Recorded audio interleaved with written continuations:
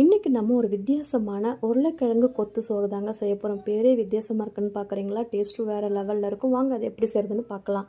ஒரு பேன் எடுத்துக்கோங்க. 3 spoon oil, 1/2 spoon jeera சேர்த்துக்கோங்க. 1 ஸ்பூன் கடலைப்பருப்பு, ஒரு பெரிய வெங்காயம், 4-5 காஞ்ச மிளகா சேர்த்துக்கோங்க. வாசனைக்கு கொஞ்சமாக கருவேப்பிலை சேர்த்து நல்லா வதக்கி விடுங்க. 2 உருளைக்கிழங்கை வேக வச்சு தோல் நீக்கி கட் பண்ணி வச்சுருக்கேன், அதையும் சேர்த்துக்கோங்க. இப்போ இதில் 1 spoon chilli powder, 1/2 spoon garam masala, 1/2 spoon pepper பொடி சேர்த்து அதையும் நல்லா வதக்கி விடுங்க. இது நல்லா வதங்கி வந்த பிறகு நான் 3 முட்டை உடச்சி வச்சுருக்கேன், அதையும் சேர்த்து நல்லா வதக்கி விடுங்க. இப்போ இதுக்கு தேவையான அளவுக்கு உப்பு சேர்த்துக்கோங்க. உப்பு சேர்த்துட்டு நல்லா கிளறி விடுங்க. முட்டை நல்லா வெந்து வரட்டும்.